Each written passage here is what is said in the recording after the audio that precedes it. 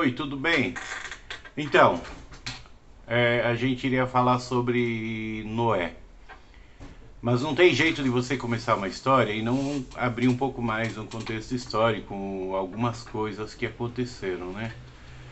Para que se chegasse à história de Noé. Então, inicialmente, eu quero só ler o primeiro e o segundo versículo de Gênesis 6, que é o 1 e o 2. Ele fala assim: E aconteceu que, como os homens começaram a multiplicar-se sobre a face da terra, e nasceram-lhes filhas, então os homens começaram a multiplicar-se na terra. Aí agora, viram os filhos de Deus que as filhas dos homens eram formosas, e tornaram para si mulheres de todas as que escolheram. Então o que acontece? Eu vou fazer aqui uns 6 minutos aí, mas não vai dar para falar tudo que eu quero. Amanhã eu faço outro para tentar fazer um início, uma explanação. Aí o que acontece? Deus, ele nunca deixou os filhos dele desamparados. E tem até uma parábola que ele fala que ele mandou um servo, mandou outro servo, mandou outro servo e os caras mataram. E no final ele mandou o próprio filho lá e mataram o próprio filho. Era uma simbologia dos profetas, né? E daí depois que Jesus Cristo foi morto, o Senhor deixou a terra meio por conta, sabe? Como castigo, sem pôr profetas. E aí o que acontece? Se você pegar em Amós 3:7, ele fala assim, que o nome de Jesus Cristo no Antigo Testamento, antes dele vir à terra, era Jeová. Então, certamente o Senhor Jeová não fará coisa alguma sem antes revelar seus segredos a seus servos, os profetas. Então, sempre que Deus quis fazer alguma coisa na terra, ele chamou profetas. E o primeiro profeta foi Adão. Adão, quando ele foi criado, ele é mulher, ele teve filhos, ele começou a ensinar. Peraí que meu mouse tá ruimzinho aqui. Ele começou a ensinar, mas nem todos os filhos obedeceram. Teve um que não obedeceu, como Caim matou Abel, mas ele teve inúmeros filhos, porque naquela época as pessoas viviam centenas de anos, né? E aí, enfim, vamos lá, Caim, ele matou Abel, e aí ele fugiu da presença da família, né? Mas como as famílias, eles tinham filhos entre irmãos mesmo, que poucas condições tinha de ter outras pessoas para aumentar a população da terra, Caim acabou fugindo, né? E ele começou a formar uma nova civilização. Então Deus, ele sempre teve o povo dele que ele ensinou, e ele pedia que o povo dele ensinasse os outros. Então Adão continuou ensinando os outros filhos e continuou como profeta. E foi se mantendo essa civilização e crescendo.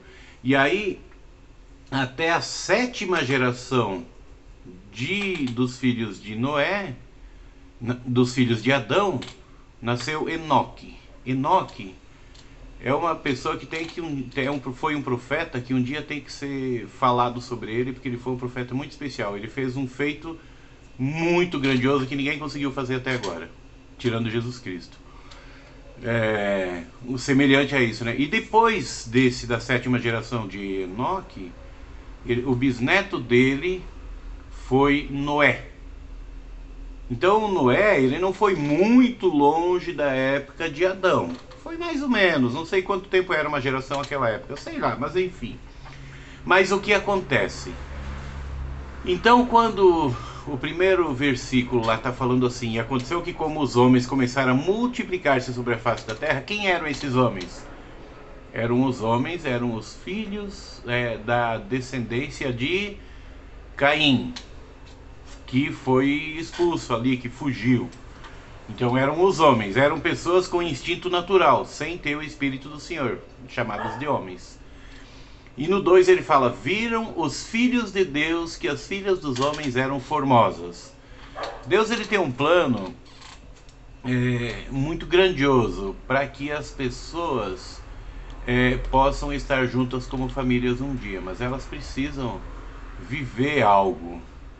Então não tinha como o povo do convênio começar a se interessar pelas mulheres dos homens, porque eles eram os filhos viram os filhos de Deus, no 2, viram os filhos de Deus que as filhas dos homens eram formosas.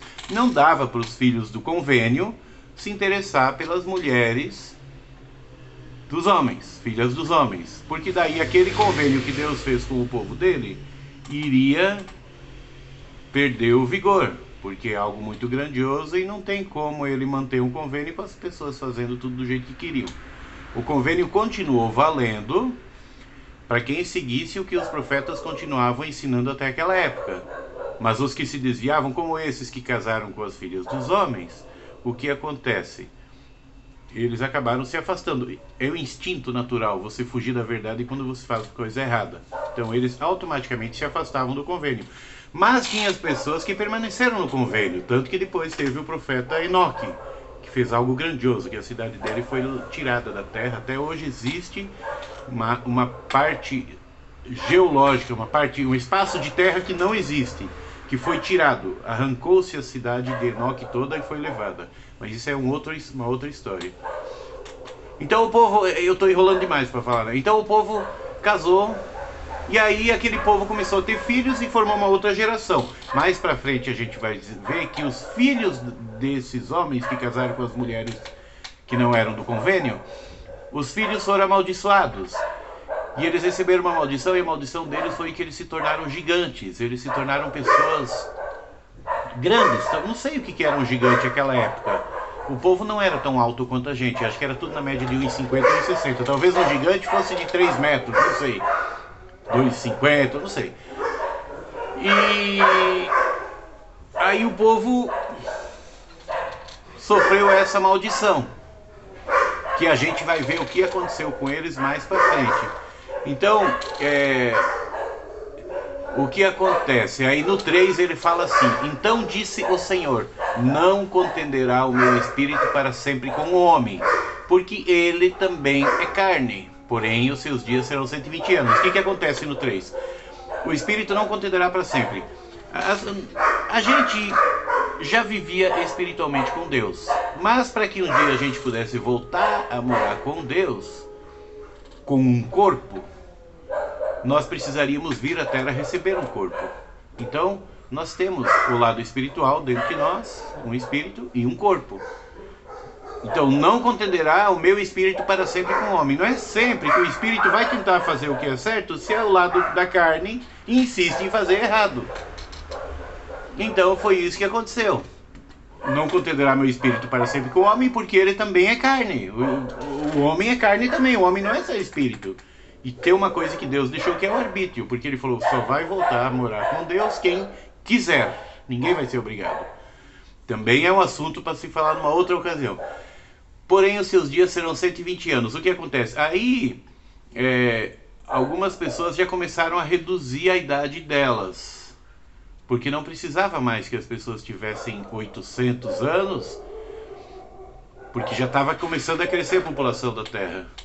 Então, até então, as pessoas viviam bastante porque era poder ter bastante filhos e a Terra ser povoada, que era o propósito de Deus. 8h35. Vou parar por aqui. Amanhã eu faço mais um, continuando nesse mesmo assunto, tá bom? Porque ele é bastante extenso. Tem que explicar o que abrange tudo, tá bom? Aí vocês, por favor, quem ouvir, né, faça um comentário aí se quiser, tá bom?